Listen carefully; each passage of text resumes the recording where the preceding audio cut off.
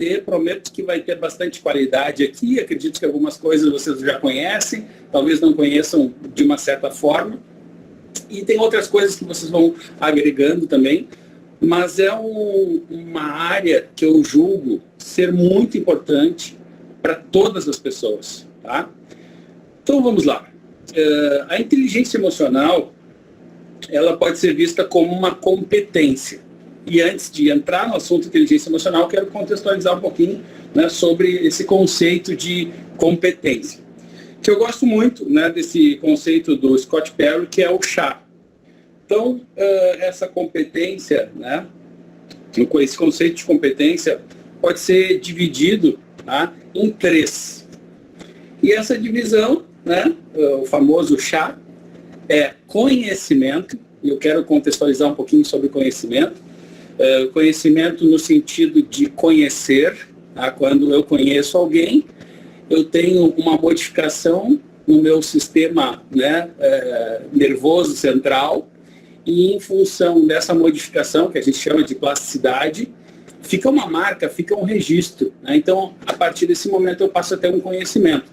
Esse conhecimento ele pode ser racional, pode ser emocional, pode ser motor ou pode ser sensorial. Tá? Existem várias dimensões do conhecimento, tem vários níveis de conhecimento, mas por hora é bom que a gente entenda que o conhecimento traz informações sobre determinada área. Tá? Então, qualquer área que precisa de uma certa competência, uma parte dessa competência é conhecimento.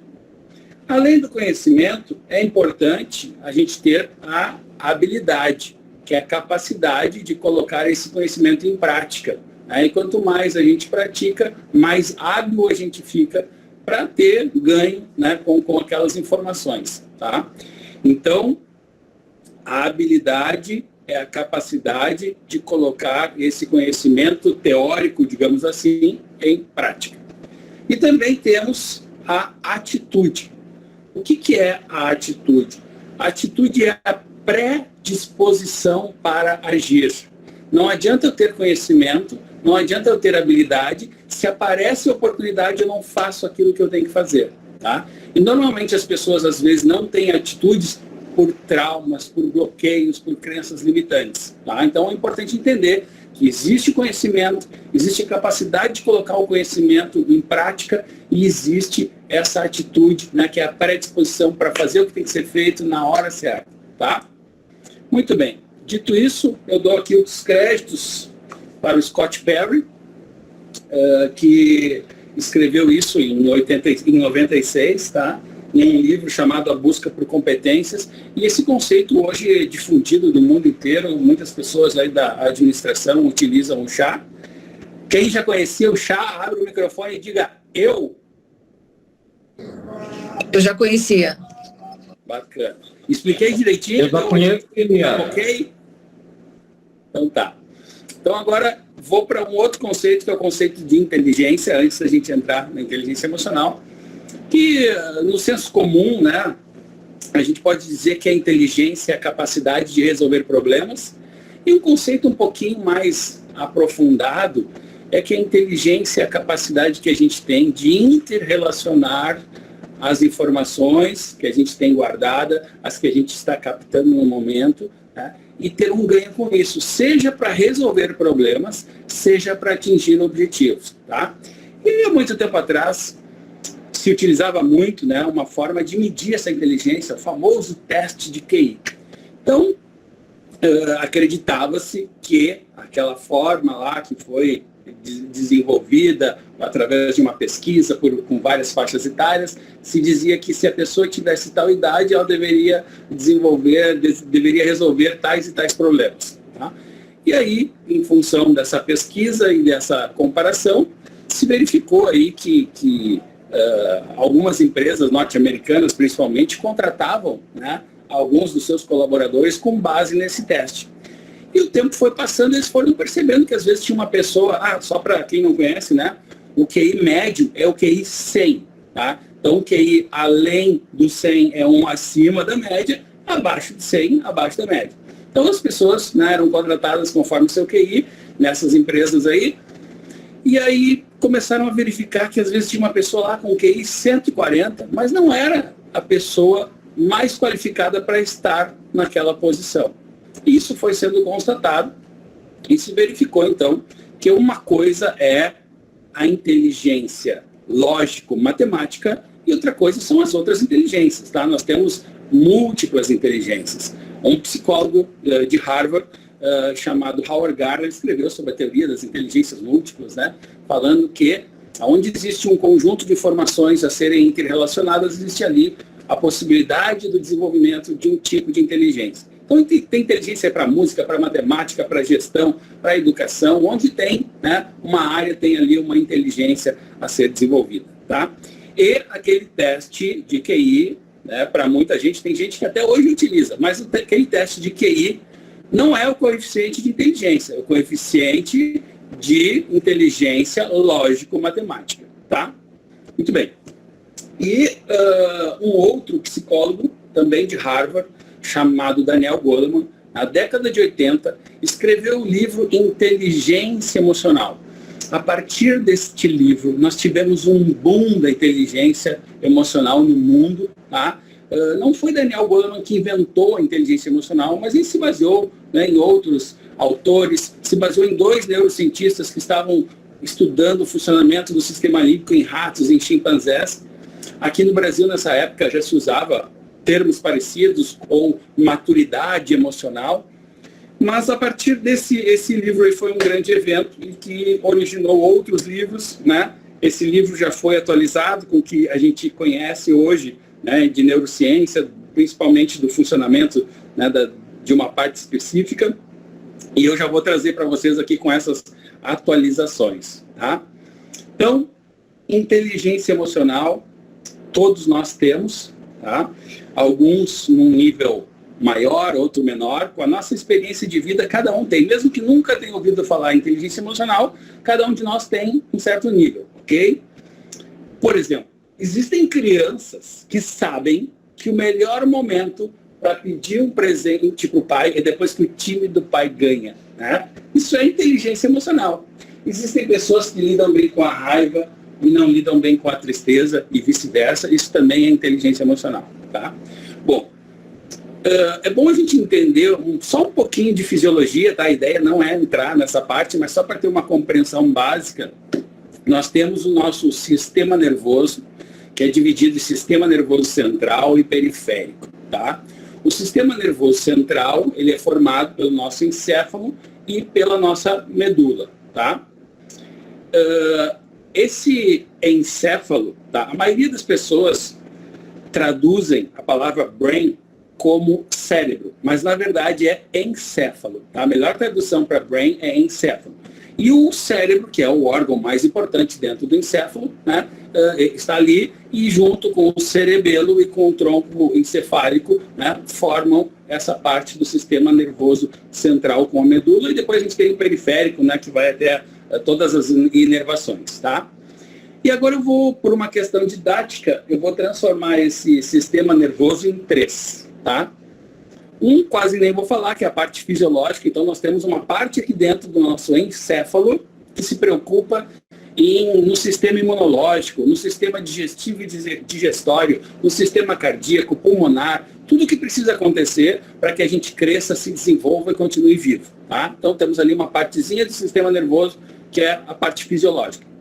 Nós temos também outras 2 partes, que é o fim aqui, o objetivo da nossa conversa, que é o sistema límbico e o sistema racional, tá? O sistema límbico é como se fosse um sistema de recompensa e punição.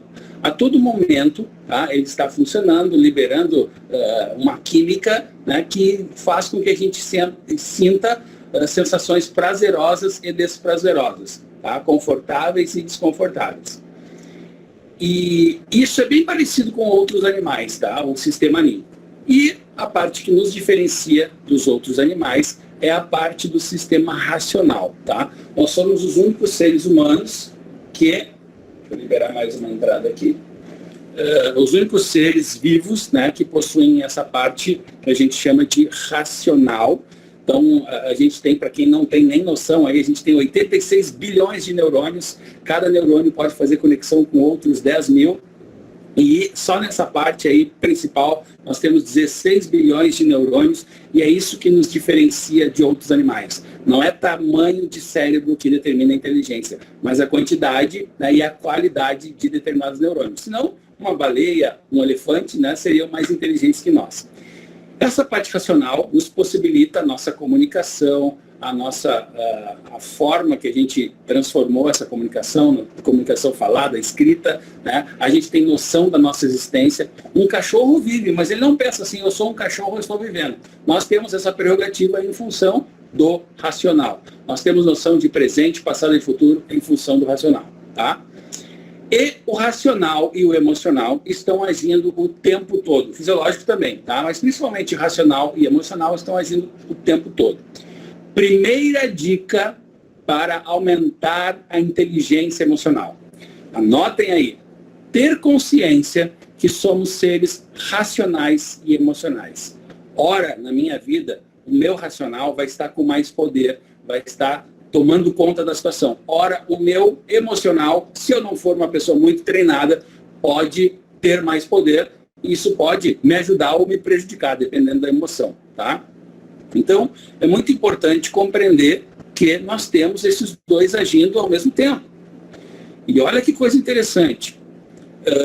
Existem situações que eu vou mudar a minha maneira de pensar dependendo do tipo de neurotransmissor que está sendo liberado na minha cabeça. Né? A minha percepção de realidade muda. Então, por exemplo, tem coisas que eu gosto e tem coisas que depois de um momento de raiva eu posso não gostar tanto.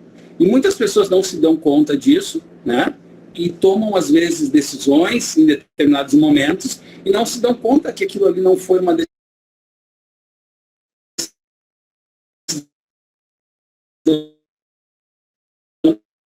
tomada com equilíbrio emocional, que foi uma que tem uma parte racional, uma parte emocional, não é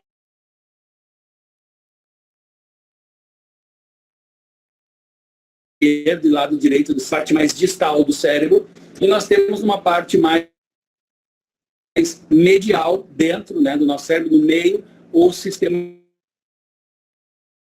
límbico, tá? Então tem do lado esquerdo e do lado direito também. Então, se esses dois sistemas, o racional e o emocional, estiverem bem alinhados, a pessoa vai ter uma vida maravilhosa. Mas a maioria tem conflitos, tá? E às vezes alguém levanta o braço e diz, oh, que papo é esse de 3 comandos do cérebro? Eu sou um só, eu que mando em mim, eu faço o que eu quero. Aí eu faço uma pergunta que eu quero fazer para todos vocês aí. Se quiser, pode abrir o microfone para responder. Alguma vez na tua vida, tu já acordou de manhã e uma parte tua queria que tu levantasse e outra parte tua queria que tu ficasse na cama? Já teve esse conflito de manhã? Quem já teve aí, diga eu. Então, gente, tem gente que tem isso todos os dias, tá? Isso é uma prova que nós temos aí conflitos internos, tá? Uma parte racional, né, sabe que tu tem que levantar para fazer tais coisas, e outra parte emocional já quer sentir mais o prazer de ficar na cama, e várias outras possibilidades também, tá? Então, guardem também que o sistema límbico é o sistema de recompensa e punição. O objeto de estudo da inteligência emocional é a emoção, tá? A emoção é um processo físico, químico, que parte do nosso encéfalo e não do coração, tá? Muitas pessoas acreditam que as emoções partem do coração, que o amor parte do coração, mas isso é muito bonitinho, mas não é verdade, tá? O coração, ele é um órgão importantíssimo que tem a função de bombear sangue para os pulmões e para todo o corpo. Tá? Ele tem uma função vital, mas ele não está relacionado com, né, as emoções. Mais gente entrando aqui. Muito bem. Alguém comentou alguma coisa aí? Se quiser, pode abrir o microfone e falar. E aí, quando eu falo também isso em palestras, tem gente que duvida. Não, Léo, eu sinto aqui, né, dentro de mim. Aí eu apresento esse cara aqui, que se chama Stan Larkin. O Stan Larkin, um americano que viveu 1 ano e meio com uma máquina fazendo a função do coração. Ele não tinha mais o coração biológico dele, tá?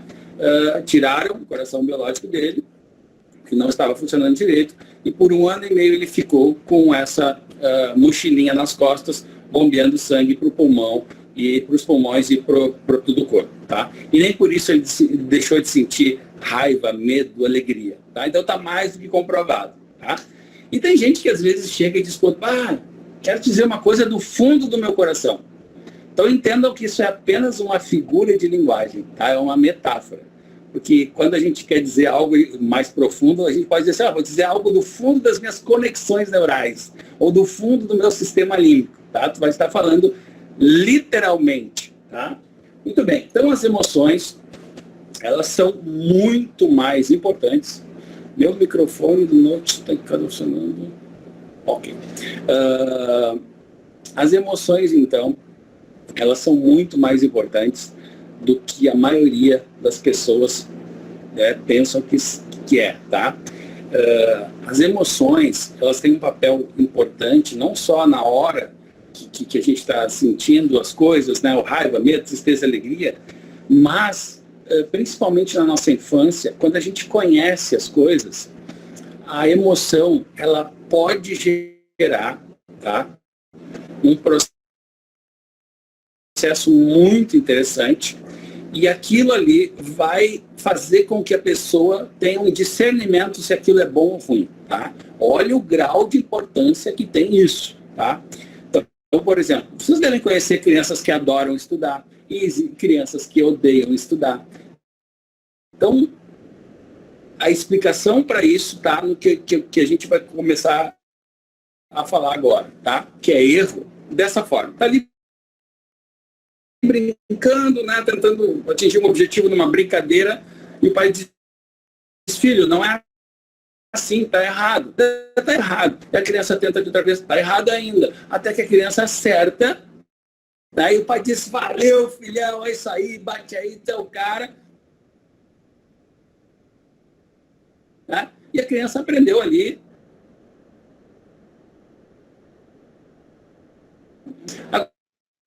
Agora, imagine uma criança que faz na primeira, sim. Tá? Então, essa criança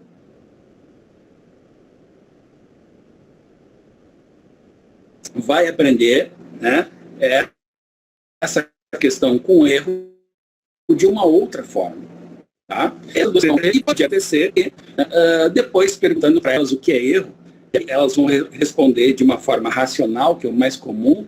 Elas podem responder assim, olha, erro é um resultado já, é o contrário de acerto, é algo que eu não queria que acontecesse. Tá? Muito ruim, muito desconfortável. Aí essas duas crianças, agora adolescentes, adultos, né, são submetidas a uma situação, a um desafio, que elas podem acertar, que elas podem errar, aquela outra vai bem tranquila, beleza, né? Vou lá, se eu errar não tem problema, vou aprender. E a outra pode até nem querer experimentar, porque ela tem medo de errar. Tá? Então, dentro, né, do nosso encéfalo, a palavra erro está guardada racionalmente e emocionalmente. Tá? Isso vai interferir muito na vida da gente. Então, imaginem que a gente tem vários gatilhos emocionais. Tá? Então, a palavra não tem só um conceito etimológico, não tem só um significado. Ela tem também um componente emocional, ela é um gatilho emocional, tanto para a parte positiva quanto para a parte negativa. E aí, isso, né, de forma potencializada, faz com que a gente tenha, né, os nossos gostos, os nossos valores, os nossos hábitos. E quando a gente se aprofunda de verdade, né, fazendo um curso, entendendo bem como isso funciona, a gente chega à conclusão de que o livre-arbítrio é uma ilusão. A gente acha que livre significa, aliás, arbítrio significa escolha, né? Então a gente acha que está escolhendo de forma livre, mas na verdade a gente nunca faz escolha totalmente livre. Nós estamos, né, atrelados às nossas experiências de vida. Imagine a seguinte situação, eu tenho opção A e opção B. Se apresentou na minha vida duas possibilidades. Eu posso ir para A ou posso ir para B. No momento que elas se apresentam, o meu sistema aqui vai ler o que tem em A e vai fazer uma comparação de tudo que eu já vivi parecido com A, vai ler o que tem em B e vai comparar com tudo que eu já vivi parecido com B e eu vou tomar minha decisão. Ou seja, se o meu passado fosse diferente, eu teria tomado uma posição diferente. Então é muito bacana a gente entender que quem quiser depois se aprofundar, digita no Google lá a ilusão do livre-arbítrio, tá? Tem isso que eu falei de forma resumida, um pouquinho mais aprofundada, que na verdade o que a gente acredita, o que a gente gosta, tudo isso está atrelado às nossas experiências e principalmente às emoções que estavam junto, né? Que aconteceram naquele processo e que fez ali uma interferência na nossa plasticidade encefálica, tá? Muito bem. A emoção, ela também é vista como se fosse uma energia, tá? Não é uma energia, é um sistema de recompensa e punição. Mas muita gente confunde isso e acha que é energia. A energia, gente, vem da nossa alimentação. A gente faz lá a ingestão, né, dos alimentos, e aí tem várias transformações químicas. Tem a molécula de ATP, que quando é quebrada, libera, né, a energia. Quem estudou, né, bioquímica deve lembrar aí do ciclo de Krebs, aquela coisa toda. Daí que vem a nossa energia. Tá? A energia é uma coisa. Agora, nós temos esse sistema de recompensa e punição, tá? Que confunde muito as pessoas. Mas a motivação, que nada mais é do que um motivo para ação, é emocional. Tá? Então, a gente faz as coisas na vida por dois grandes motivos. Ou eu faço algo porque eu quero fazer, né, e vou sentir uma coisa boa fazendo, ou eu faço as coisas porque tem que, se eu não fizer, eu vou sentir uma coisa ruim. Então, a maioria das coisas que nós fazemos na vida, ou é por punição ou por recompensa, tá?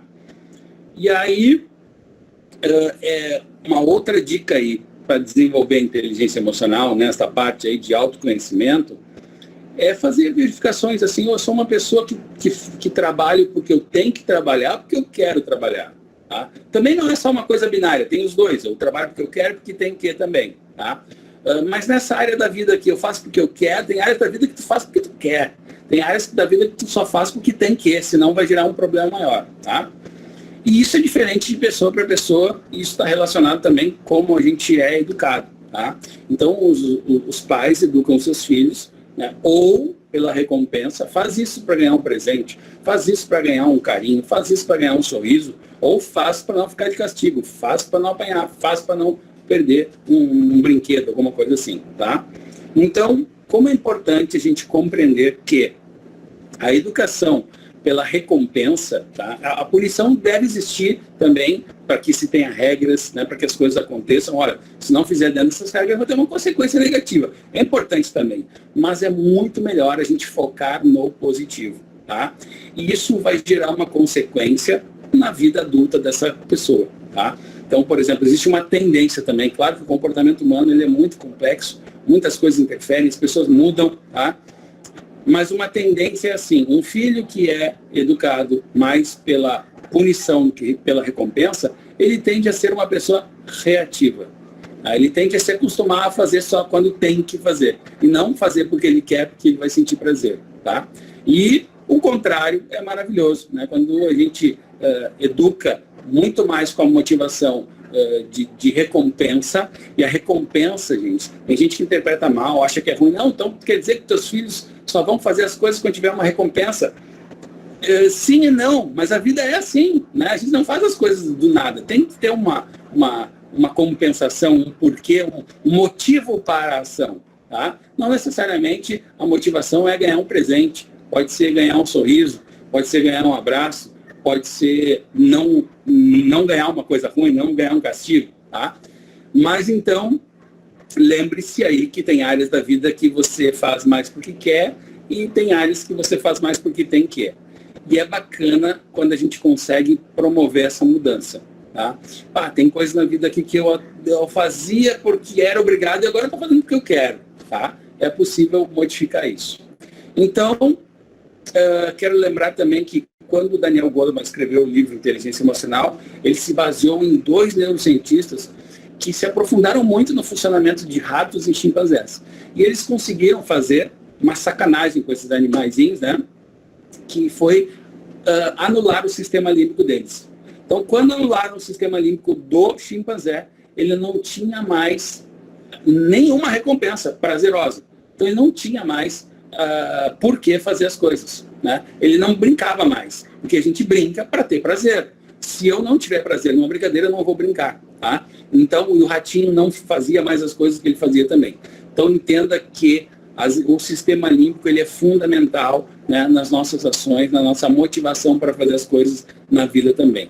E quando a gente se aprofunda nisso, a gente tem aí ferramentas muito bacanas para se automotivar, para ter melhores resultados na vida, tá? Então, como é importante ter esse autoconhecimento. Muito bem. Outra super dica da inteligência emocional, tá? A primeira é entender que nós temos uma parte racional, uma parte emocional, ter consciência disso e que nós nos apresentamos para o mundo de forma diferente, dependendo da emoção que a gente está sentindo, tá? Nós não agimos sempre da mesma forma, nós tendemos a ter mudanças, tá? E agora uma dica um pouco mais aprofundada, que é entender por que eu sinto determinadas emoções, tá?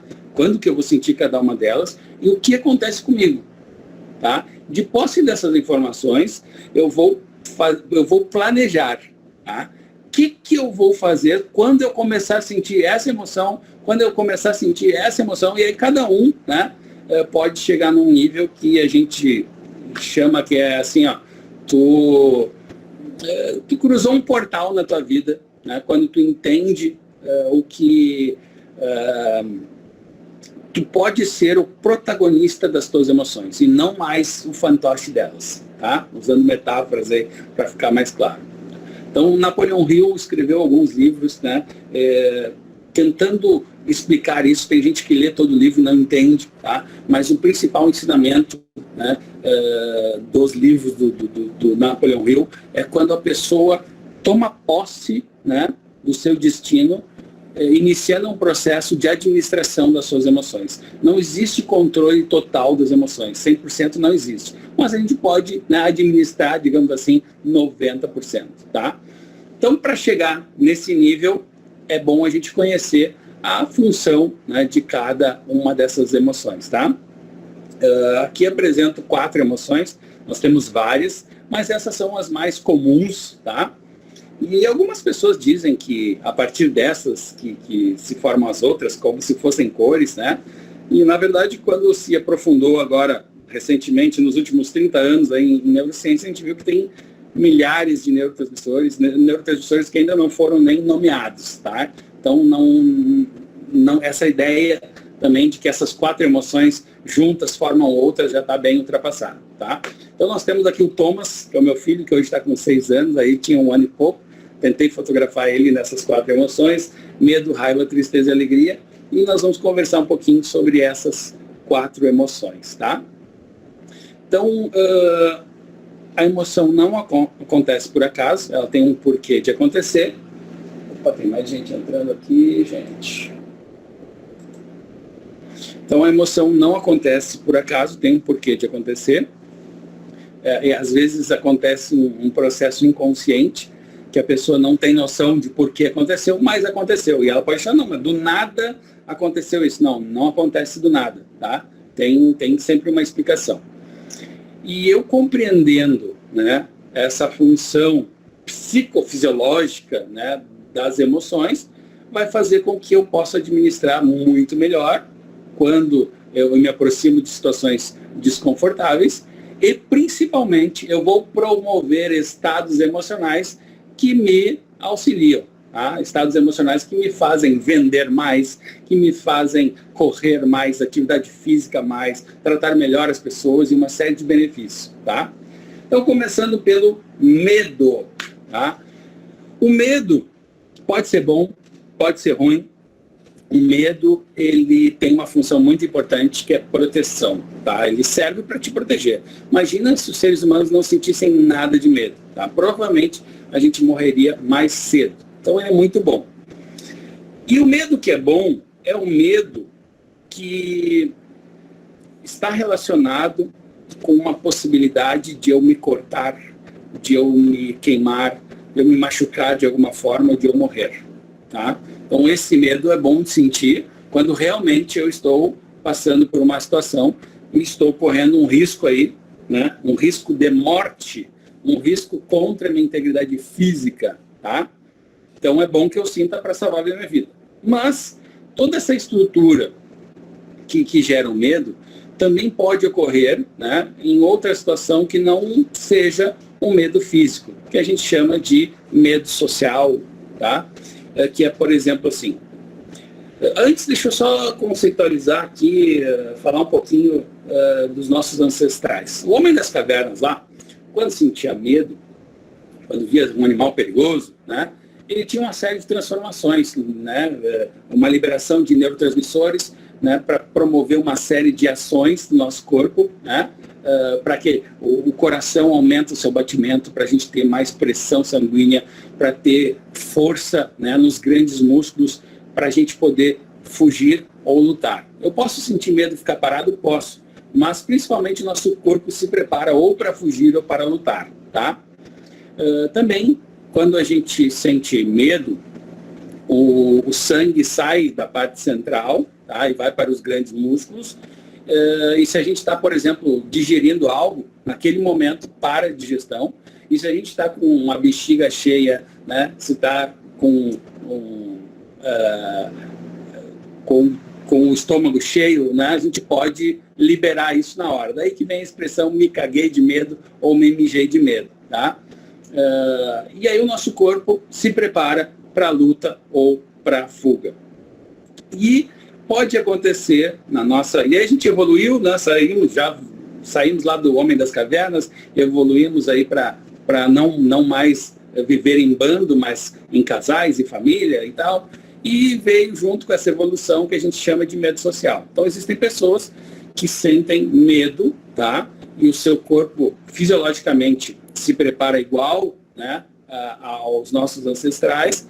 Por exemplo, quando a pessoa sente o medo de falar em público, tá? A pessoa não vai morrer se for falar em público, tá? A menos que tenha uma parada cardíaca, mas não é alguma coisa contra a integridade física dela, tá? O medo de perder o emprego, medo que aconteça qualquer coisa que não tenha a ver com eu me machucar, tá? Esse é o medo social.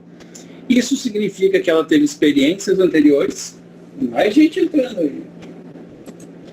Teve experiências anteriores que fizeram com que o seu sistema fizesse essa leitura e armazenasse isso, tá? Então, por exemplo, uma criança vai apresentar um trabalho na escola pela primeira vez, né? E aí está apresentando esse trabalho, ou a professora fala com essa criança de forma ríspida, né? E ela já fica com aquele trauma de falar em público, ou algum colega, né? Grita lá, ô idiota, cala a boca, sai daí, não fala bobagem. Né? E dependendo da idade da criança, pode gerar um trauma também. E toda vez que o sistema dela entender que ela está passando por algo parecido, vai gerar medo. Tá? Bom, como é que se resolve isso? Existem várias formas, né? Existe uma forma bem aprofundada com terapia, que não dá tempo para explicar. Existe uma forma caseira. Tá? A forma caseira é o particionamento daquela dificuldade. Então, quando tem uma coisa que eu sinto muito medo, tá? Ao invés de fazer aquilo direto, eu vou por partes. O medo de falar em público primeiro. Ao invés de falar para várias pessoas, eu vou falar para poucos grupos, eu vou falar pouco tempo, eu posso começar falando para crianças, depois eu vou para adolescentes e para adultos, e eu vou, então, aos poucos graduando isso. Tá? Então, o nosso sistema límbico, ele, com esse processo, ele vai se adaptando. Tá? E tem processos mais rápidos que aí requer, né, descobrir se é um gatilho emocional a ser modificado, né, com técnicas, ou se é uma crença que a pessoa acredita naquilo e, em função de acreditar naquilo, ela sente esse medo. Aí existe um processo de quebrar essa crença, de mudar essa crença, e aí ela mudando essa crença não vai mais sentir aquele medo. Tá? Então, o medo é bom, né? É para ser bom, e se está te prejudicando, é porque tem que fazer um processo de modificação. Tá? Muito bem. Raiva. A raiva ocorre quando acontece algo na nossa vida que a gente não queria que acontecesse. Algo diferente dos nossos valores, algo ruim. Tá? Então, quando acontece algo ruim na vida, ou eu vou sentir raiva ou eu vou sentir tristeza. A maioria das pessoas vão sentir uma dessas duas emoções. Por que sente uma e por que sente a outra? Depende de como foi condicionada, tá? Tem pessoas que frente a uma situação, né, duas pessoas lá frente a uma determinada situação, uma vai sentir raiva e a outra vai sentir tristeza, tá? Isso é normal. Então vamos falar primeiro da raiva. O que acontece quando a gente sente raiva? É uma sensação muito grande de energia, tá? É uma série de neurotransmissores que são liberados, tá? E a pessoa pode estar até meio com pouca energia, não se alimentou muito bem, mas quando sente raiva, parece que colocou o dedo na tomada, tem essa sensação de muita energia, tá? Então isso é uma coisa. E tem uma outra coisa muito mais importante que acontece quando a gente está com raiva, que é o seguinte. Nós temos uma coisa que na psicologia a gente chama de freio inibitório, tá? Então, quando a gente nasce, a gente tem lá, né, as nossas vontades, os nossos desejos, e a gente vai fazendo coisas e os nossos pais vão nos colocando limites. Não é isso, não é assim, isso aqui tem que ser assado, né? A gente vai aprendendo a conviver, né, na sociedade. A gente, na hora que vai, dependendo da educação, na casa dos outros, não come como come em casa, né? A gente não sai andando pelado na rua. Então tem uma série de coisas que balizam nossos comportamentos, a gente chama isso de freio inibitório, tá? Outra coisa importante, tem coisas que a gente pensa sobre outras pessoas que a gente não sai falando, a gente fica pra gente, a gente olha aquilo, né, e fica quieto. Isso também é em função desse freio inibitório. E quando a gente sente raiva, sabe o que acontece com esse freio inibitório? Ele dá uma banda, ele nos abandona, tá? Então, nesse momento que a pessoa está com raiva, ela muda, é como se ela mudasse os seus critérios. Ela é capaz de fazer algo que jamais faria se não estivesse sentindo raiva, tá? Bom, então quer dizer que eu sou uma pessoa assim, que quando sente essa coisa aí, eu posso ser de outra forma. É exatamente isso, tá? E tem gente que vira bicho, né, com raiva, outros nem tanto, então isso é diferente de pessoa para pessoa, mas a tendência é essa. Tendemos a fazer coisas que não faríamos se não estivéssemos sentindo raiva. E são em momentos de raiva que às vezes a gente perde uma amizade, são em momentos de raiva que acaba um casamento, são em momentos de raiva que às vezes acaba, né, uma relação pai-filho, são em momentos de raiva que às vezes uma pessoa, em função de uma briga de trânsito, tira a vida de outra pessoa, tá? Então, muito cuidado com a raiva. Faça o seu plano de ação quando começar a sentir raiva. E use esse plano rápido. O meu plano de ação é ficar quieto. Não falar quando eu estou com raiva, tá? Tem gente que tem que sair do ambiente, que não consegue, né? Não existe aquela história de contar até 10, né? Às vezes tem que contar até 1000. Então tenha muita consciência que a raiva pode te prejudicar. Aproveita essa energia da raiva, tá? Para fazer algo positivo. E cuida, né, com o que pode acontecer nas relações. Eu conheço pessoas que quando estão com raiva, arrumam a casa inteira. Se tem alguém aí com esse comportamento aí, abre o seu microfone e diga eu, né? São pessoas que, né, às vezes estão com preguiça de fazer algo, sente raiva, vai lá e faz, tá? Então, tenha muito cuidado e saiba que essa raiva, ela pode te ajudar também, né? Às vezes uma pessoa que sente raiva, ela se comporta de tal maneira e o outro já fica, eu só posso com essa pessoa ir até aqui. Então, não vou dizer que é totalmente ruim, né? A raiva é boa também para a gente usar e atingir os nossos objetivos. Só que ela tem algumas consequências, né? Eu nem vou entrar muito na questão, mas quando a gente produz muita raiva, a gente produz mais cortisol, esse hormônio em excesso pode gerar problemas na nossa fisiologia, tá? Então, muito cuidado com a raiva. Tristeza. Então, como eu falei, quando acontecer algo que a gente não queria, ou a gente vai sentir raiva ou tristeza, dependendo de como o nosso sistema está condicionado, dependendo dos nossos gatilhos emocionais, tá? Uma coisa mais comum para sentir tristeza é quando a gente perde um ente querido, tá? É mais comum sentir tristeza do que raiva. Dá para sentir raiva? Dá também. Por exemplo, perdi um ente querido que foi atropelado por uma pessoa que vinha em alta velocidade e estava alcoolizada. Então, quando eu penso, essa pessoa que eu amava tanto morreu, eu sinto tristeza. E quando o meu pensamento é, como que uma pessoa dirige assim em alta velocidade? Pode gerar raiva, tá? Então, diferente da raiva, tá? O medo gera outras ações, tá? No nosso sistema. Então, quando a gente sente tristeza, é uma sensação de pouca energia, bem ao contrário, inversamente, né, o da raiva. Então, a gente tem uma sensação de pouca energia, a tendência é deitar, é sentar, mas tem uma outra coisa muito mais importante que essa sensação. É a forma de pensar. Quando estamos tristes, ficamos mais negativos, ficamos mais pessimistas. Então, imagina que eu tenho uma percepção sobre algo, sobre o meu trabalho, quanto eu gosto do meu trabalho. Quando eu estou triste, essa química da tristeza, tá, vai fazer eu pensar que o meu trabalho não é tão bom quanto eu acho que é. Né? Não só com trabalho, mas com pessoas, né, com qualquer atividade, tá? Essa sensação pode interferir na nossa interpretação das coisas. Então, qual é o plano de ação para a tristeza? Não tome decisões importantes na vida quando estiver triste, porque a tendência é que você esteja pensando de forma negativa, pessimista. Não queira resolver problemas estando triste. Eu vou usar um termo aqui, tá? Só por uma questão didática, não é, literalmente, não está correto.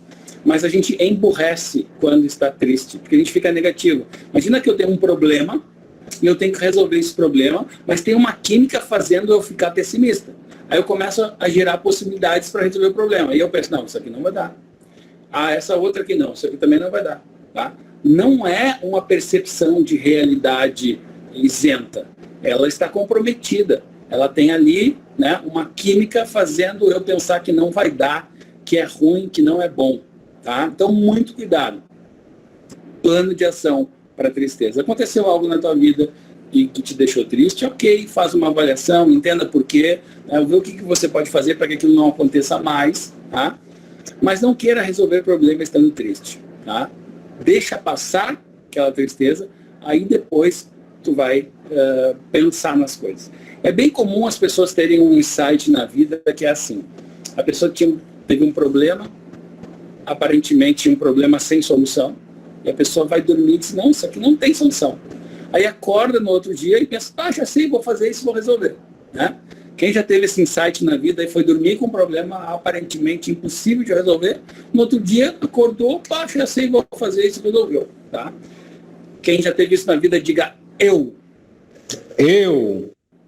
Foi dormir com um problema, né? E aí, quando foi dormir, a química que estava influenciando, né, a tua parte racional, o emocional, estava influenciando negativamente. E aí depois a pessoa acordou, né, e ela fez isso.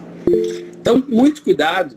Quem é pai, quem é mãe aí, diga eu também, quero saber. Eu tenho muito interesse em educação infantil. Bacana. Muito cuidado, então, com a raiva e com a tristeza com os seus filhos, tá? Sobre a raiva com o filho. Não queira dar lição de moral para o teu filho quando ele ou ela estiver com raiva, tá? Ele está pensando de uma outra forma, tá? Um filho, quando está com raiva, ele pensa coisas do tipo, meu pai não me ama, meu pai não gosta de mim, meu pai está fazendo isso aqui para me sacanear, meu pai gosta mais do meu irmão do que de mim. Essa é a forma de pensar quando uma criança está com raiva. Então não é o momento de dar lição de moral, de transmitir um aprendizado, tá? Deixa aquele negócio, claro que se ela está fazendo alguma coisa, tem que sinalizar para parar, mas vai conversar sobre a coisa num outro estado emocional, né? Que a criança já não está mais com raiva, está até alegre, diz, filhão, senta aqui, vai aqui conversar contigo. Tu lembra o que aconteceu hoje de manhã? Pois é, né? O que tu fez, como é que tu te comportou? Quero saber o que aconteceu. Tu percebeu que estava errado? Nesse momento, tá, a probabilidade do filho dizer para o pai, papai, sim, eu errei, me desculpa, é muito maior do que naquele problema, naquele momento de raiva, tá? Então, muito cuidado com isso, não só com crianças, né, mas principalmente com crianças, de não querer discutir, não querer conversar, que nós não estamos no nosso melhor estado, nós não estamos na nossa melhor performance. E a tristeza também, quando um filho está triste, não queira oferecer coisas não queira comprar o filho, né? Primeiro faça algo para reverter aquilo e depois proponha algo. Porque a tendência é quando a gente propõe algo para uma criança que está triste, ela dizer que não. Quem é pai sabe, oferece às vezes a coisa que o teu filho mais ama no mundo, no momento de tristeza, ele vai dizer, não, não quero. Coisa que mais ama, ele pode dizer que não no momento de tristeza. Por quê? Porque tem uma química agindo ali. Tá? Então tenha consciência, né, que a tristeza vai acontecer quando algo está diferente na vida do que eu queria que tivesse, algo pontual ou algo maior, né, um período da minha vida que algo não tá bacana. E que nós temos que sair dessa emoção para modificar, para tomar decisões, para verificar melhores opções. Tá? Antes de falar da alegria, eu quero te falar de uma coisa extremamente importante. Preste muita atenção, tá? Isso pode ser decisivo na tua vida, ou na vida de algumas pessoas que tu possa vir a ter contato, né? E talvez a compreensão sobre isso possa salvar vidas, tá? O nosso sistema límbico, ele é condicionável. Nós temos vários órgãos do corpo que são condicionáveis, tá? Por exemplo, se eu começar a correr todos os dias, meia hora por dia, meu corpo começa a se transformar. Aumenta a actiniosina dos músculos, capacidade cardiorrespiratória melhora, e depois de um tempo eu vou poder correr mais rápido ou por mais tempo, dependendo da minha vontade, porque o meu corpo se adaptou, ele modificou, tá? O sistema límbico também se adapta, e a gente se acostuma, e a gente fica craque em produzir mais tipos de neurotransmissores. Então, uma pessoa que sente medo de manhã, de tarde, de noite, por vários dias consecutivos, o seu sistema fica muito bom em produzir medo, né? E aí, vão chamar essa pessoa de medrosa. Ela vai ter uma facilidade maior para sentir medo, porque o sistema se acostumou com aquilo, tá? Raiva. Existem pessoas, tá, que são especializadas em raiva, tá? Tem PhD em raiva, são pavis curtos, são pessoas que sentem raiva muito rápido, tá? E ninguém nasce assim, a gente se acostuma, tá? E a gente pode tanto se acostumar a ser uma pessoa raivosa, quanto o processo inverso, tá? Só para vocês terem uma ideia, eu fui criado por um pai militar pavio curto. Então era bem comum, né, meu pai se irritar conosco e, por consequência, o modelo que eu e meus irmãos crescemos era aquele. Eu, há uns 15 anos atrás, quando dirigia, eu buzinava, xingava, eu queria matar as pessoas no trânsito, né, que eu achava que não faziam o que eu achava que era para fazer, né, dirigindo, conduzindo seu carro. Então, era muito ruim isso. E hoje em dia, entendendo isso, recondicionando o meu sistema, né, se alguém me fecha, hoje em dia, se alguém me fecha, não eu errei, a pessoa errou, né? Eu sou capaz de abrir o vidro do carro e dizer, amigão, desculpa ter entrado no teu caminho, desculpa ter nascido, tá? Eu dou um outro significado, eu não sinto mais aquela raiva, não é que eu não sinto mais raiva na vida, mas nessa situação eu já recondicionei meu sistema e eu não sinto raiva, muito difícil, né? Eu sentir raiva no trânsito, né? Comparado principalmente com o que eu sentia, tá? Então entenda que isso pode ser condicionado tanto para mais quanto para menos. É comum, quando a pessoa convive com uma pessoa pavio curto, a pessoa ficar assim também. Mas, quando a gente tem esse treinamento, quando a gente tem esse entendimento, ao invés daquela pessoa que se irrita bastante, né, nos afetar, aí a gente ficar mais pavio curto, acontece o processo inverso. Né? E aí, aos poucos, a gente vai sinalizando para essa pessoa, existem algumas técnicas, aí a pessoa muda esse comportamento. E eu vou dizer para vocês que esse é um dos feedbacks que eu recebo bastante de pessoas que eram muito pavio curto e depois que ouviram uma palestra, fizeram um treinamento, né, começaram a modificar isso, né? Tem gente que faz treinamento, às vezes um do casal, né, e depois vem a mulher, por que tu fez com meu marido? Né? Ele agora, né, se fosse isso aqui há um mês atrás, ele já teria matado um, agora aconteceu isso aqui, ele lidou bem com essa situação. Então é bem bacana a gente entender isso, não é tão difícil quando a gente entende, tá? Tristeza. O que acontece com uma pessoa que sente tristeza de manhã, de tarde, de noite, por vários dias consecutivos? Ela fica especialista em sentir tristeza. Sim, quadro depressivo. O quadro depressivo ele tem vários motivos e ele é uma coisa bem complexa. Tem a ver com crença, às vezes tem a ver com alimentação, né? Se a pessoa ou o sistema não absorve, ou ela não ingere os alimentos, lá ela não produz serotonina, isso leva à depressão. Tem vários motivos, tá? Mas existem pessoas que às vezes nunca tiveram, né, depressão na vida e morre um ente querido e ela passa a pensar só naquilo. Né? Ela não se distrai, ela pensa naquilo. E o que acontece? O sistema se acostuma, né? Se acostuma e fica especializado em produzir aquela emoção. Tá? Isso pode levar ao suicídio. Tá? E isso, ao contrário, pode levar a pessoa a ter uma vida maravilhosa, ter um grau de satisfação com a vida fora da média. Tá? Então é muito bacana entender isso. A primeira coisa que a gente tem que entender. Tá? E não é fácil mudar de uma hora para outra. Imagina, né? Tem pessoas com vários anos que já estão condicionadas, ela nem acredita nisso que eu estou dizendo para vocês, que é possível recondicionar o sistema e agir de outra forma. Tá? Mas é assim, é uma coisa muito bacana, uma coisa muito emocionante quando a gente chega nesse nível na vida, né, de entender que tu não é mais um refém das tuas emoções. Tu é o gestor das tuas emoções. Imagina que eu quero agora, daqui a uma hora eu tenho uma reunião, eu quero estar muito bem para essa reunião. Né? Isso é possível, é como se a gente tivesse um botãozinho, não é botãozinho, mas várias coisas que a gente faz, né, que a gente tem capacidade de fazer essa mudança para ter uma melhor performance, né, numa reunião. Tá? Então vamos falar da alegria. Se for para ser bom em algo, que seja, né, especializado em sentir alegria, amor, né, e emoções prazerosas. A alegria acontece, então, bem ao contrário da tristeza. Tá? Quando a gente sente tristeza, a sensação de pouca energia. Quando a gente sente alegria, a sensação de bastante energia. Tá? Eu não sei se já aconteceu com vocês, mas trabalhar ou fazer uma atividade bem cansativa, só que tu estava gostando tanto daquilo que tu nem sentiu o cansaço, foi sentir depois que parou. Né? Então, como eu fiz muitos eventos em finais de semana, eu não sentia, né? E às vezes não dormia direito, dormia uma hora só, de um dia para o outro, em função do evento, mas eu não sentia isso, né? Ia sentir, ó, o Amaro está dizendo eu direto. Então, ia sentir só esse cansaço depois que aquela coisa passasse. Tá? Por quê? Porque aquela adrenalina, aquela coisa boa, né, estava fazendo com que a gente fizesse cada vez mais. Quando a gente está alegre, aqui eu vou falar de uma parte negativa dentro da alegria. Quando a gente está alegre, a gente fica otimista, tá? Ao contrário da tristeza.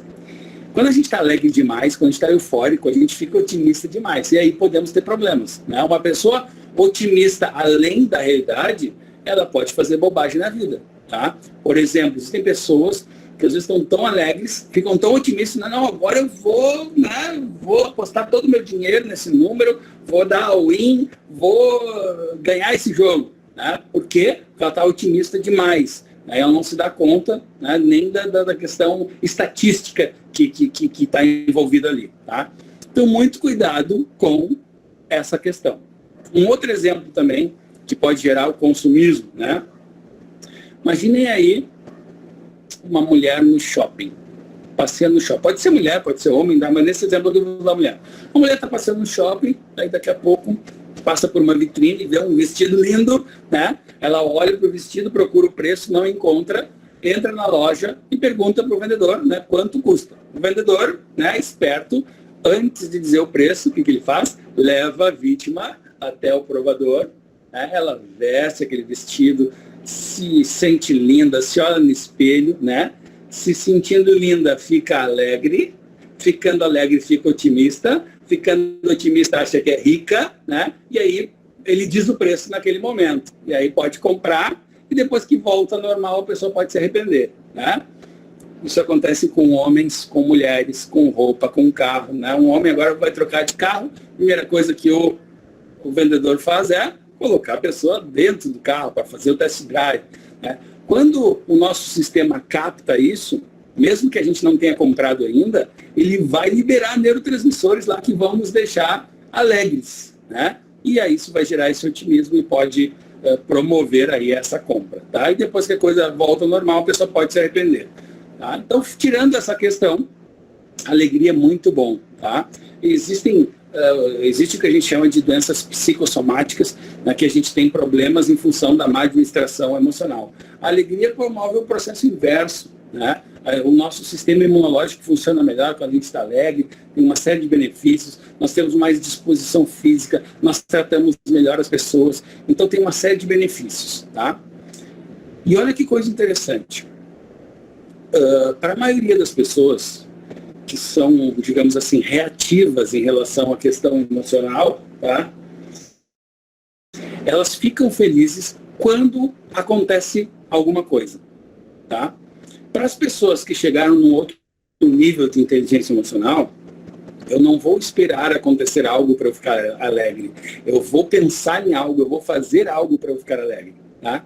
E para o nosso sistema límbico, não importa se já aconteceu, se está acontecendo ou se vai acontecer.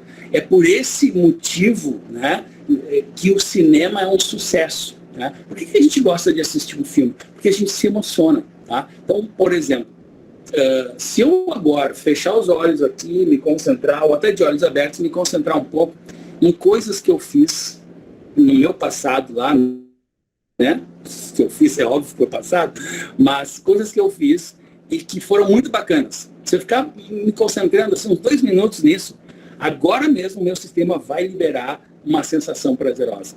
Tá? Se eu ficar imaginando uma coisa que não aconteceu ainda, né, planejando algo, visualizando aqui na minha mente, né, mesmo que aquilo não esteja acontecendo, o meu sistema límbico vai liberar coisas boas agora. O que eu quero dizer com isso? Cada um de nós tem o poder de sentir a emoção que quiser a qualquer momento. Tá? Claro que precisa de um certo treino para chegar nesse nível, mas é muito bacana entender isso. Tá? E aí a gente deixa de ser reativo, né, em relação às emoções e passa a ser protagonista das nossas emoções. Tá? Então, faça uma lista de coisas que te geram esse estado emocional bacana, né? Que geram esse estado de maior performance. Tá?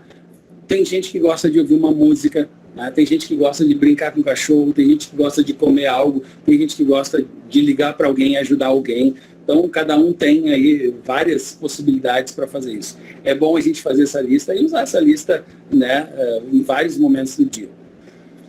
Então, eu falei para vocês que tem aí um condicionamento, aí eu vou acrescentar um outro elemento aqui, que é uma matemática dessa emoção. Imagina, então, que se eu sentir mais alegria no meu dia do que tristeza, do que raiva, do que medo, eu vou estar preparando o meu sistema a sentir alegria com maior facilidade. Tá? Então, nós temos que ser fiscais dessa matemática emocional. E quando nós somos fiscais dessa matemática emocional, a gente vai sentir, no final do dia, nessa matemática emocional aí, a gente vai sentir mais emoções prazerosas do que desprazerosas. Tá? Não estou dizendo que é ruim sentir medo, raiva, tristeza. Não. Mas a forma com que a gente lida com essas emoções é que pode ser, né, melhor ou pior. Tá? Bom, nós vamos agora para uma parte muito importante. Fiquem à vontade aí para fazer comentários, para fazer perguntas. Tá? Nós vamos para uma parte muito importante, talvez a parte mais importante da palestra, que, claro, é importante ter aquela base anterior ali, mas tem algo aqui que eu vou falar que é um divisor de águas para muitas pessoas. E para chegar lá, eu vou contextualizar 2 coisas. Primeiro, entender que nós estamos muito mais inconscientes das coisas do que conscientes. A gente está na correria do dia a dia, a gente faz as coisas e não se dá conta, né? A gente vai até um determinado lugar e não se lembra quantos passos deu para chegar lá, né? Gatilhos emocionais são disparados e a gente não se dá conta disso. Deixa eu só lembrar o conceito de gatilho emocional, tá? Vou dar um outro exemplo. Eu dei exemplo do erro, né? Mas eu vou dar um outro exemplo agora. Imagina uma criança que assiste o seu pai ser agredido, tá? Imagina uma criança vendo o seu pai ser agredido por outra pessoa. Isso é uma coisa muito ruim para uma criança ver o seu pai apanhando, tá? E aí, aquilo ali gerou um trauma, gerou uma coisa ruim. Depois disso, a criança vai lembrar daquilo ali, só lembrando já sente uma coisa ruim, pode sonhar de noite, né? E vai repetir aí esse processo, isso vai ficar armazenado lá. Aí essa criança cresce, se torna um adulto, tá? E não lembra mais daquele dia, mas tem um registro aí na mente. E ela se depara com uma pessoa que tem um timbre de voz muito parecido ou a daquela pessoa que agrediu o pai dela na infância. E aí, ela, conversando com essa pessoa, ela sente uma coisa, mas não sei porque eu não gostei dessa pessoa. Tá? Pode ser o timbre de voz, pode ser um trejeito, pode ser qualquer estímulo visual, auditivo, sinestésico. Tá? E essa pessoa, né, vai fazer aquilo, ou a pessoa vai captar e vai sentir uma coisa ruim. Por quê? Porque é um gatilho emocional lá. Nós temos milhares desses gatilhos que geram emoções prazerosas e desprazerosas. Tá? É muita coisa. E aí a gente altera nosso estado emocional e às vezes nem se dá conta que foi, né, um estímulo desses que foi. Isso é o que eu estava dizendo lá atrás, que as coisas não acontecem por acaso. Às vezes a pessoa muda o seu estado emocional porque ela acionou um gatilho emocional em nível inconsciente. Tá? Então nós vivemos num piloto automático, não temos consciência do que realmente está acontecendo, a não ser pessoas, né, que fazem um treinamento, que passam a se dar mais conta do momento presente, do que está acontecendo, tá?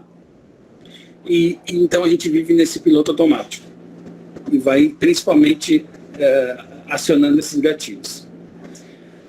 Outra coisa importante, antes dessa parte mais importante, é compreender que a gente se comunica com o mundo por intermédio dos nossos canais sensoriais. A gente vê, ouve e sente, tá? Em função dessas estruturas. Vocês devem ter aprendido aí no ensino fundamental os 5 sentidos, né? Tem um pouquinho mais, talvez vocês não tenham aprendido o que é propriocepção, que é essa capacidade que eu tenho de saber onde está meu pé está relaxado, meu pé está contraído, tá? A gente tem fusos intramusculares que dão essa informação, chega lá como um estímulo elétrico e a gente processa tudo isso, tá? A gente vê coisas, tá? Na verdade, os nossos olhos, eles captam a refração da luz e lá atrás, no córtex visual, que vai transformar isso numa imagem, tá? Então a gente usa essas informações. Então é assim que a gente se comunica com o mundo. A gente vê, ouve e sente, tá? Muito bem. Então agora a gente vai para a parte mais importante. Prestem muita atenção. Todos os dias nas nossas vidas acontecem fatos, eventos que ocorrem e a gente percebe esses fatos. A gente vê, a gente ouve e a gente sente coisas, tá? Então eu quero dizer que todo fato é neutro, tá? Anota aí, todo fato é neutro. E aí eu te pergunto, um acidente de trânsito é feliz ou é triste? A tendência da maioria das pessoas é responder que é triste, tá? Mas eu quero lembrar que é um fato, e todo fato é neutro, tá? Um acidente de trânsito não é feliz nem triste, ele é um fato. Imagina um acidente de trânsito na frente de uma empresa que trabalha com chapeação e pintura. O que o dono vai pensar? Opa, coisa boa, bota os 2 carros para cá, vou faturar, né? Aquele cara que bateu, né, atrás, e normalmente é o culpado, vai te pensar, vou ter que pagar o prejuízo, né, pior ainda se não tiver seguro, né? Aquele que está na frente já pensa, putz, vou chegar atrasado no trabalho, vou ficar uma semana sem carro, ou que bom, meu para-choque estava amassado, vou ganhar um novo, tá? Então, todo fato é neutro, inclusive a morte. Como assim, Léo? Léo, a morte é triste, Léo. Não, a morte é um fato. Na nossa cultura, tá? Nós fomos condicionados a sentir tristeza com a morte. Existem culturas que as pessoas morrem e fazem festa e ficam felizes, tá? Então a morte também é um fato. Tá, Léo, mas então quer dizer que tu não fica triste quando morre um parente teu? Não. Fico triste, mas eu sei que eu fico triste porque tem todo um arcabouço de crenças por trás disso que está impregnado na nossa cultura, tá? Mas a morte em si não é feliz nem triste, é um fato. Bom, toda vez que nós captamos um fato, vem automaticamente um significado, tá? Um significado automático. Não é uma coisa assim que eu estou pensando o que aconteceu, não. É uma coisa rápida em função do quê? Dos gatilhos emocionais que eu já tenho, do condicionamento que eu já tenho, da minha história de vida toda. Então acontece um fato, eu capto aquele fato, já dou um significado para esse fato, e no momento que eu dou um significado para esse fato, é gerada uma emoção. Tá? Então, repetindo, eu capto um fato por intermédio dos meus canais sensoriais, que eu vejo, ouço e sinto. No momento que eu capto esses canais, o meu sistema vai procurar o que eu já vivi parecido com aquilo, e vai trazer dali uma emoção, tá? Que é uma liberação de neurotransmissores. Isso acontece em 5 milésimos de segundo. É muito rápido. Dei o significado e já senti a emoção. Tá? Eu não estou aqui nesse momento falando de hormônios, eu estou falando de neurotransmissores. Tá? Nós temos uma parte elétrica que é muito rápida e temos também uma parte, né, endócrina que entra na corrente sanguínea, só que ela é mais lenta. Não é dessa que eu estou falando, que também interfere nas nossas emoções. Eu estou falando aqui de uma coisa muito rápida. Eu dei um significado para algo, né, e gerou uma emoção. Isso acontece a todo momento conosco, e isso gera uma alteração do nosso estado emocional. Tá? Então a gente tem altos e baixos na vida, tá? Para a maioria das pessoas, as pessoas não têm consciência, que fica, né, modificando. E quando nós somos fiscais do nosso estado emocional, a gente pode ganhar esse jogo e sentir mais emoções prazerosas do que desprazerosas. Tá bom? Então é comum essa alteração. Existem pessoas que alteram o seu estado emocional, né, com um componente patológico, né, uma pessoa que é bipolar, uma pessoa que tem algum transtorno, né, ela pode alterar de uma forma diferente. Mas todos nós temos altos e baixos na vida e a gente pode, né, administrar melhor isso. Então, quando a gente se aprofunda, né, nesse entendimento do que é um fato, que gera um significado, que gera uma emoção, a gente pode chegar à brilhante conclusão que a vida é 10% o que acontece e 90% como a gente reage ao que acontece. Um escritor chamado Charles Swindoll escreveu um texto intitulado Atitude, e ele termina esse texto dizendo que eu estou convencido de que a vida é 10% o que acontece e 90% como eu reajo ao que acontece. Tá? Eu não sei de onde ele tirou exatamente, né, qual foi o cálculo matemático para chegar nessa proporção, mas para mim faz todo sentido. E quando a gente aceita isso como uma verdade, tu pode olhar essa palestra e dizer, não, assim, o Léo tá louco. Como assim as coisas não são tristes, nem boas, nem ruins, né? Mas se tu acreditar nisso como verdade, eu te convido para aceitar como verdade, né? Me dá aí o benefício da dúvida e por um mês acredita, né, que uma coisa é o fato e outra coisa é o significado. E o que vai acontecer na tua vida? Tu vai começar a ficar mais consciente do que está acontecendo. Acontece uma coisa e no piloto automático tu já tem uma resposta emocional. E aí, a partir desse momento, vai acontecer alguma coisa, cara, isso é só um fato. Eu não preciso reagir dessa forma, eu posso reagir de outra. Tá? Então, guarda essa informação.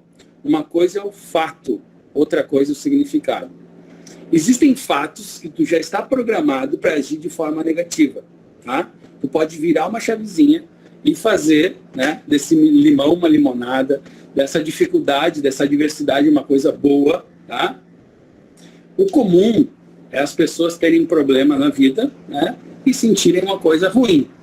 Existem pessoas que estão num alto nível, que quando elas têm uma dificuldade, têm um problema, elas se... Oba, problema! Parece louco que isso que eu vou te dizer. Né? Mas tem gente que pensa assim, inclusive isso é o nome de um livro, Problema, oba, tá? Que explica de uma forma mais aprofundada o que eu estou falando. Então existem pessoas que, frente a uma situação de adversidade, pensam, opa, oportunidade de crescimento. Né? Isso faz todo sentido.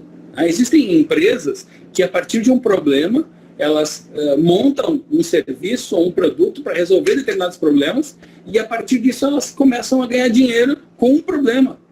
Né? Então, é muito bacana instalar esse programinha do problema oba na vida. Né? Então, uma coisa é o fato, outra coisa é o significado. Existem pessoas que às vezes têm um trauma muito grande na vida, uma coisa muito ruim, perdem um filho, e as pessoas transformam aquele desafio ali em uma coisa boa, fazem, né, uma instituição que vai fazer o bem, né, para pessoas que passam por aquela dificuldade e tantas outras coisas ali. Então, uma coisa é o fato, outra coisa é o significado. A vida é 10% que acontece, 90% como a gente reage. E olha só, outra coisa importantíssima. Existem pessoas que acreditam que outras pessoas têm energia positiva e negativa, tá? Bom, quero te dizer duas coisas importantes, tá? De quem estudou isso profundamente, tanto do lado químico quanto do lado físico. Onde tem matéria, tem energia, isso é óbvio. Tá? Então, óbvio que todos nós temos energia, tá? Mas dizer que aquela energia ali é positiva ou negativa, meu amigo, tem que estudar bastante, né, para entender isso e ver que essa pode ser uma ideia equivocada e que, na verdade, o que acontece é que existe uma interferência das emoções, tá? Imagine o seguinte, digamos que eu estou aqui, nunca fiz curso de inteligência emocional, nada, mas eu estou equilibrado. Não estou nem feliz, nem triste, estou equilibrado. E aí chega uma pessoa, começa a conversar comigo, e essa pessoa começa a falar mal de pessoas que eu amo, tá? Isso é só um fato. Ela está falando isso, né? E eu lembro que eu estava equilibrado. Ela começa a falar mal do que daqui a pouco essa pessoa vai embora e eu penso, putz, você estava aqui, né, na minha, feliz, tranquilo. Chega essa pessoa aí e agora parece que ela me sugou uma energia, parece que ela me passou uma coisa ruim, né? Eu estava tão bem. O que aconteceu? Essa pessoa falou, isso foi um fato. A interpretação desse fato gerou uma liberação de neurotransmissores X que deixou a pessoa sentindo de outra forma. Com um determinado nível de treinamento, de entendimento, uma pessoa pode vir falar mal de pessoas que eu amo e eu dou um outro significado para isso, eu não deixo isso me afetar, né? Então é muito importante compreender que não foi ela que fez isso comigo. Ela fez uma ação, mas eu interpretei essa ação. E isso aconteceu aqui comigo. Eu posso interpretar isso de outra forma. Se eu tiver mais consciente, se eu estiver prestando atenção no significado que eu estou dando, se eu prestar atenção de que aquilo ali não precisa ser uma generalização em função das minhas experiências do passado, tá? Tem gente que chega na frente do mar, né? Para quem não conhece, esse é o mar de Tramandaí, tá? Durante muito tempo frequentei Tramandaí, né? E não, tô brincando, né? Mas quem dera Tramandaí tivesse um mar assim. Mas tem gente que chega na frente do mar, abre os braços e pensa assim, que energia positiva desse marzão, que coisa boa tá aqui na frente desse mar. Pergunta para uma pessoa que já se afogou no mar e não curou esse trauma. Ela não sente essa energia positiva, porque ela dá outro significado, né? Aí tu pode dizer, não, Léo, mas o mar tem muitas moléculas, tem muita energia. Ok, tem energia, mas tem gente que odeia ficar na frente do mar, tá? É talvez uma fração pequena da população, mas tem gente que não gosta, que não sente essa coisa boa, tá? A maioria das pessoas conhece o mar na infância, no verão, férias escolares, onde brinca muito mais. Então é uma tendência grande do mar. Eu me sinto muito bem na frente do mar, né? É uma tendência grande ao mar ser um gatilho emocional prazeroso para muitas pessoas. Tem gente que chega numa festa e pensa assim, esse ambiente aqui está muito carregado. Tem gente que chega na mesma festa e diz, essa vibe está muito boa. E se tu não acredita nisso que eu estou dizendo, vai fazer uma pesquisa de campo, perguntando para as pessoas, e aí, para ti, como é que está a vibe da festa, está boa, está ruim? Tu vai ver percepções diferentes. Então isso é uma prova de que não é a festa que tem uma vibe boa ou ruim, não é o mar, não é a pessoa, e sim o significado que cada um dá para aquele fato, tá? Então, gente, mais uma vez eu repito, isso é muito importante, isso é transformador, isso é um marco na vida das pessoas quando elas entendem, compreendem, aceitam como verdade que uma coisa é um fato que vai gerar um significado, que vai gerar uma emoção. E eu posso agir e dar um outro significado e sentir melhores emoções ou lidar melhor com essa emoção. E quando isso fica ok, quando as pessoas já aceitam isso como verdade, a gente chega a uma conclusão bem básica, de que não existe pessoa irritante. É tu que se irrita com o significado que tu dá para o comportamento de determinadas pessoas. Eu vou repetir, não existe pessoa irritante. É tu que se irrita com o significado que tu dá para um comportamento de uma pessoa. Quando eu falo isso em palestra, gente, tem gente que às vezes levanta a mão e diz, Léo, tu não conhece a fulano, tu não conhece o fulano, né? Ela é uma pessoa irritante. Né? Não é. Né? E é muito interessante a gente entender, né, que às vezes a pessoa tem lá um comportamento parecido com uma pessoa, né, do nosso passado, e aí não precisa Nem pode ver uma pessoa pela primeira vez na vida, ela pode fazer algo e tu diz, não, essa pessoa é irritante, tá? Isso são comparações, são padrões, são generalizações. Então, fica uma pergunta assim, bom, Léo, então é só a gente dar melhores significados para os fatos. Isso aí, como fazer isso? Bom, recondicionando os gatilhos emocionais e também mudando crenças, tá? A gente pode, além disso, mudar crença e outros, mudar os gatilhos emocionais, a gente pode adquirir novos filtros, tá? O que são filtros em linguagem de programação neurolinguística? É algo que interfere na minha interpretação, tá? Então, por exemplo, eu assisto um filme em russo, tá? E eu não sei russo, mas eu vou ver pelas imagens lá, eu vou ter uma ideia do que está rolando ali, do que é, se é um filme policial, se é um romance, o que é, tá? Mas aí depois eu aprendo o idioma russo e vou assistir aquele filme. Aí eu vou entender muito mais. Então, nesse caso, o filtro mudou, tá?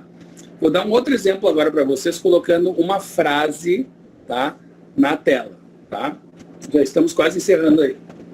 Essa frase que eu vou colocar, eu vou tirar ela rapidinho, tá? Então leiam bem rápido essa frase que eu vou colocar, depois nós vamos conversar sobre ela. Em um porto, um barco pequeno entrava um navio. Ok? Todos leram? Vou tirar.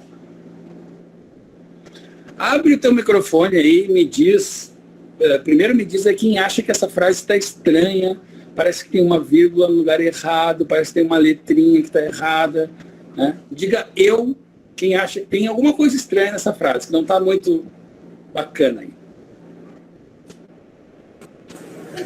Eu.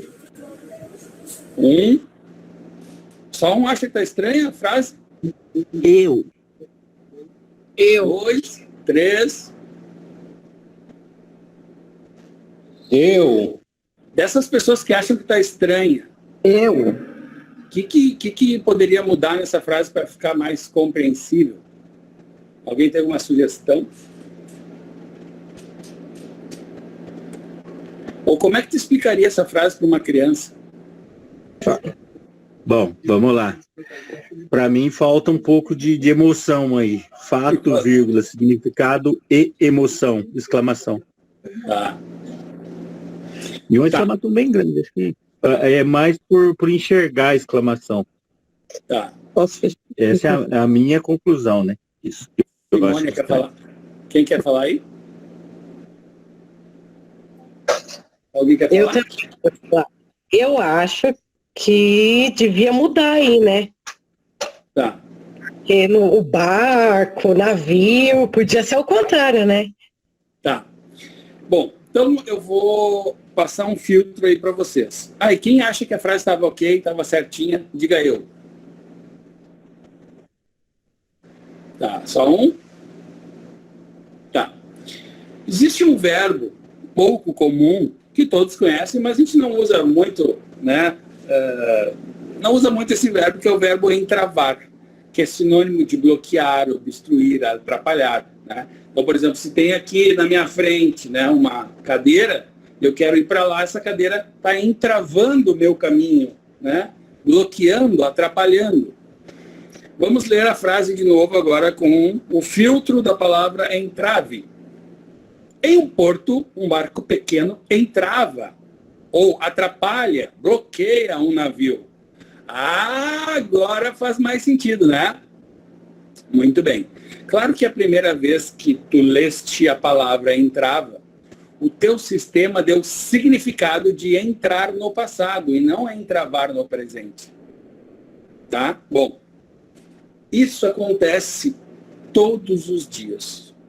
Todos os dias, ou na maioria dos dias, tá? Está acontecendo, tu está passando, tu está vivendo, tu está dando significados no piloto automático e nem se dá conta que tu poderia interpretar isso de outra forma se tu tivesse uma informação diferente, tá? Então, como é bom quando a gente entende esse processo, quando a gente busca outros filtros e a gente começa a dar melhores significados. Porque os significados todos os significados que eu dei para a minha vida até o momento, eles têm a ver com o que eu vivi lá. E não quer dizer que eu tenha vivido as coisas da melhor forma, com a melhor experiência, né? Isso é transformador. E eu posso mudar o meu destino a partir do momento que eu começo a ser mais responsável pelo meu significado no momento presente, né? Tirando aquela responsabilidade do meu passado em significar as coisas agora. Tá? Então, finalizando aqui, quero dizer para vocês que depois, né, que a gente vê isso, depois que tu viu ali aquela frase, um porto, um navio entrava, um pequeno barco entrava no navio, tu não desvê mais. Existem coisas dentro da inteligência emocional que depois que tu aprende, tu não desaprende mais. Tu chega num nível que tu não volta mais. Tá? Então, como é bacana a gente se aprofundar nisso, tá? E principalmente colocar em prática, né? Não só ficar nessa parte de teoria, mas na prática, né? Colocar isso no dia a dia. Eu termino aqui essa parte, agora a gente vai abrir para perguntas, tá?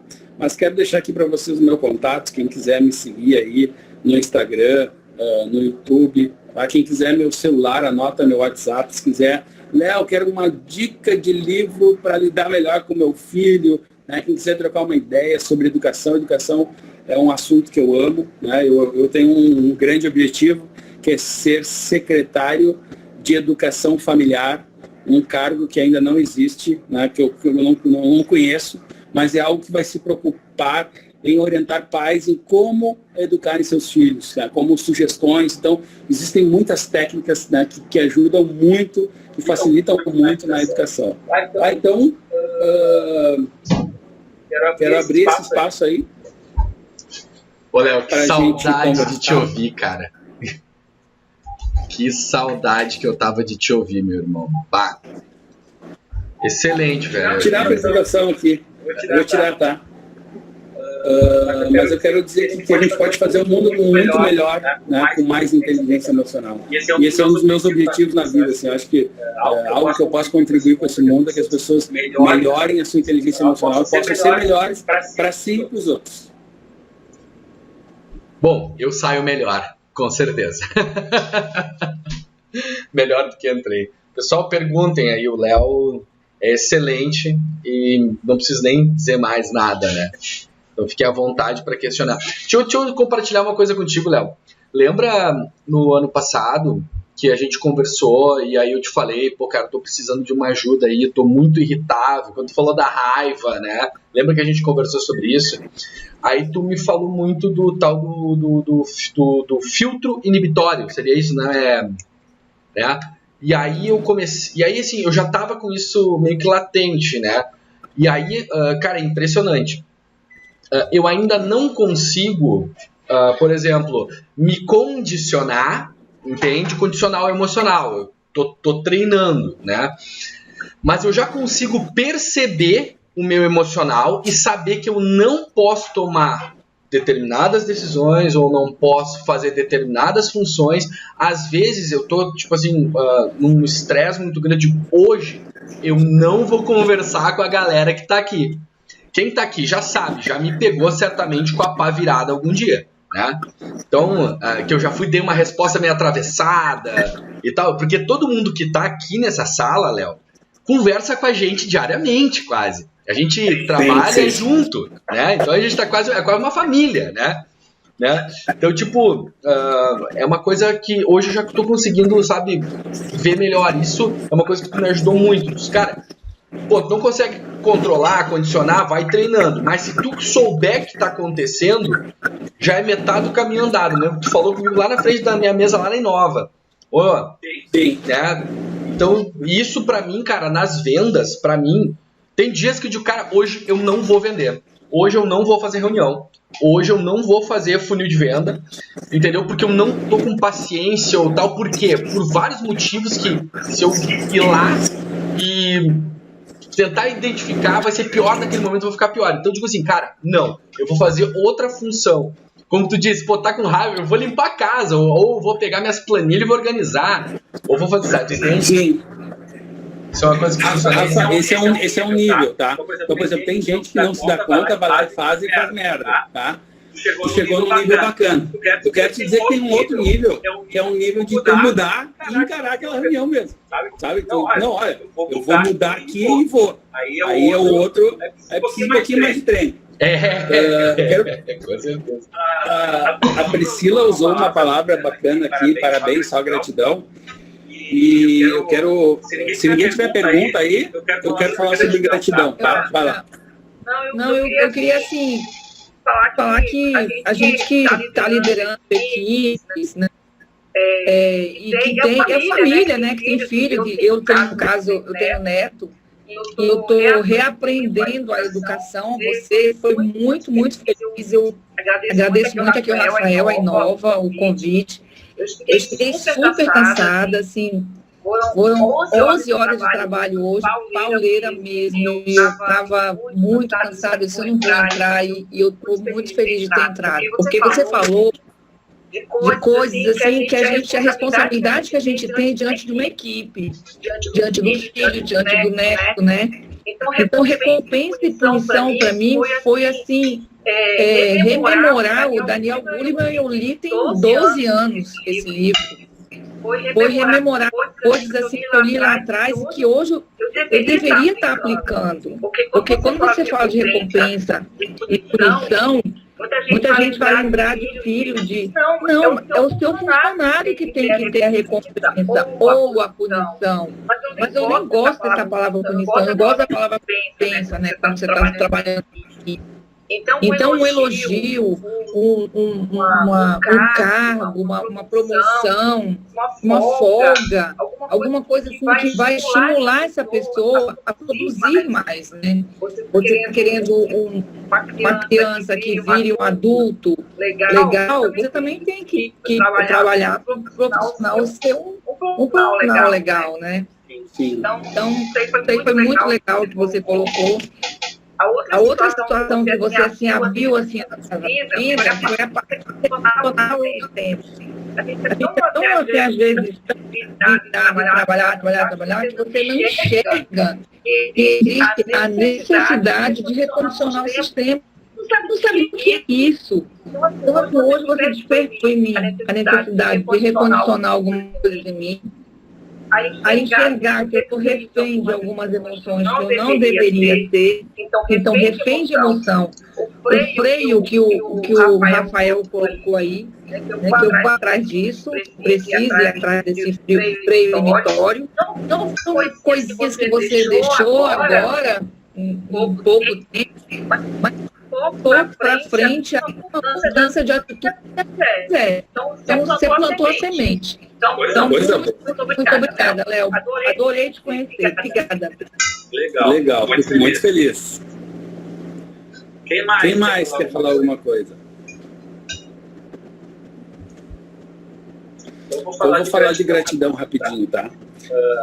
A gratidão, até eu tenho um vídeo do meu filho falando isso, eu vou te passar, Rafa, depois tu passa pro pessoal no WhatsApp, tá? O meu filho, ele explica o que é gratidão, tá? A gratidão, então, ela é um sentimento, tá? Que é diferente de emoção. Emoção é uma coisa assim rápida, que vem em função do significado, e o sentimento é uma forma de pensar, tá? Então a gratidão ocorre quando a gente ganha um presente, quando a gente atinge um objetivo, tá? A gente sente essa sensação assim, que coisa boa que eu ganhei isso, que eu fiz isso, que eu sou isso, tá? Então é essa sensação de confirmação daquele momento, daquela situação prazerosa.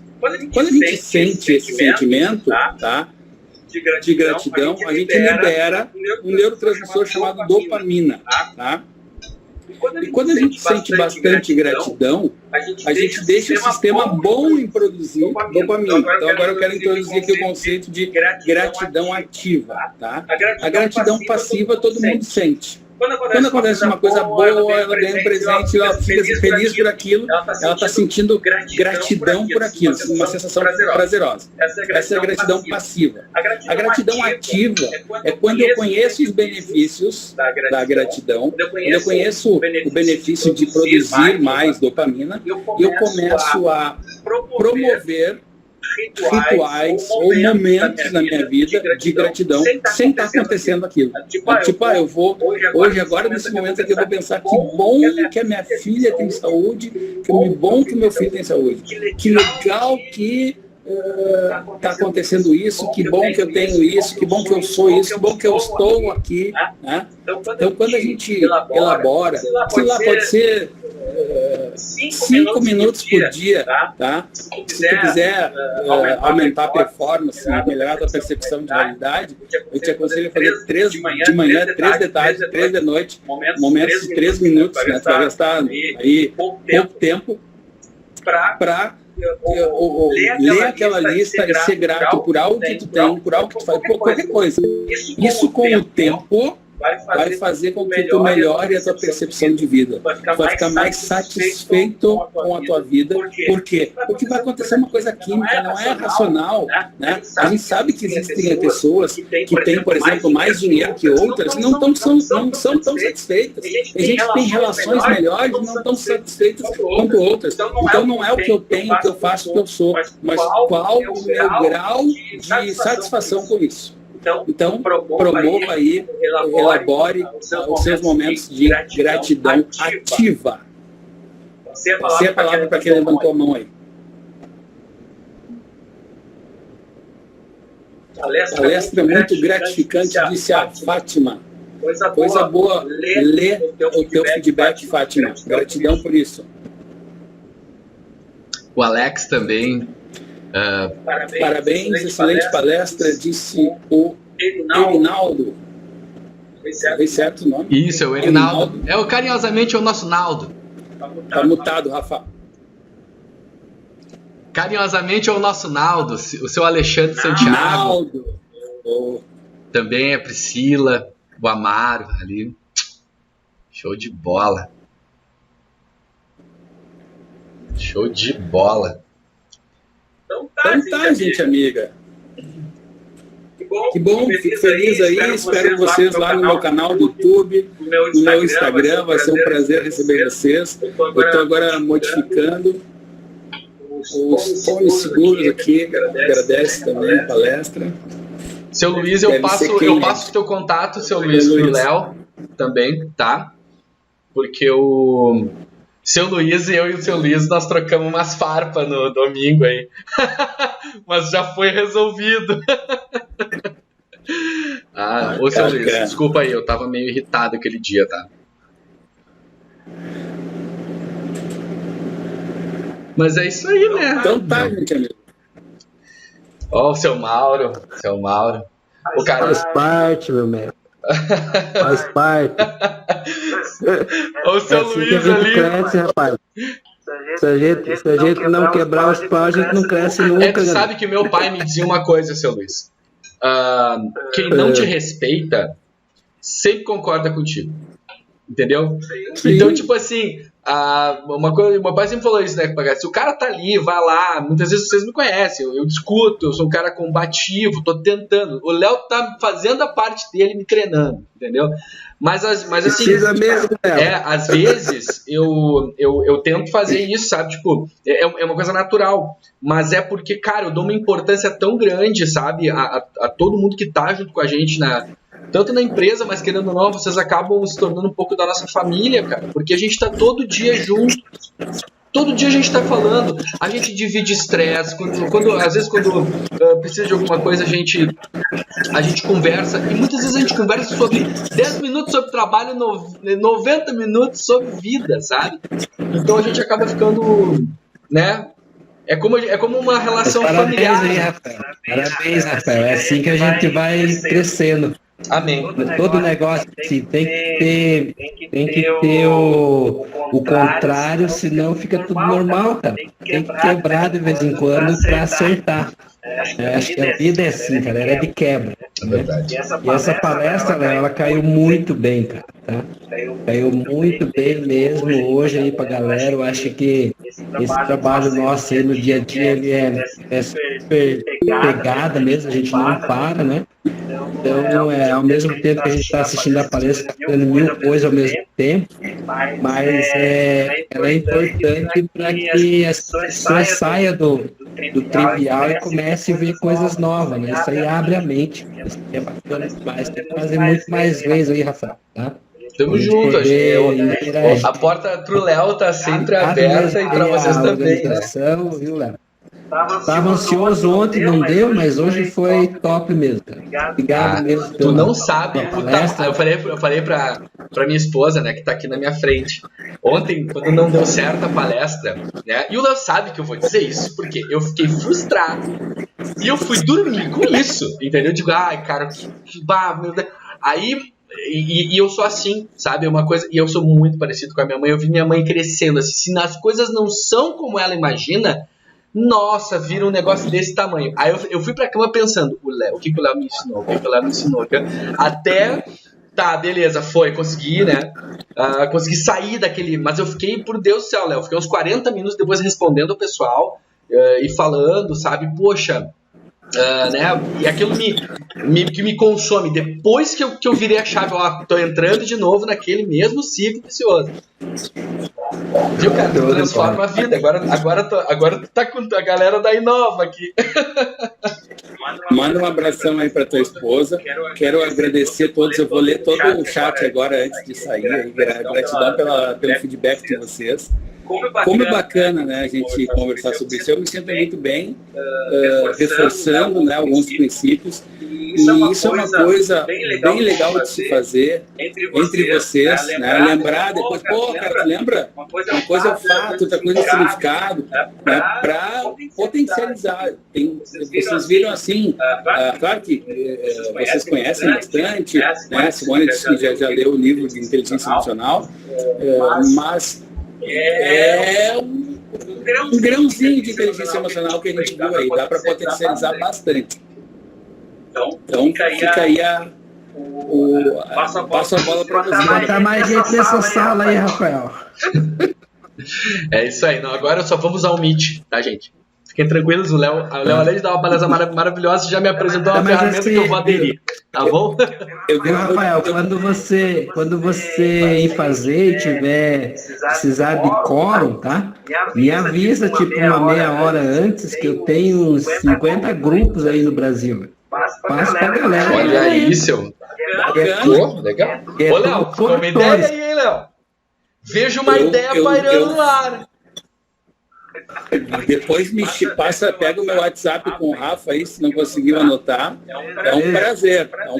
Tem uma galera aí que pode entrar nessas palestras aí para assistir. Pô, cara, isso aí é muito gratificante. Você pega assim, eu vou passar os contatos de vocês, um pro outro.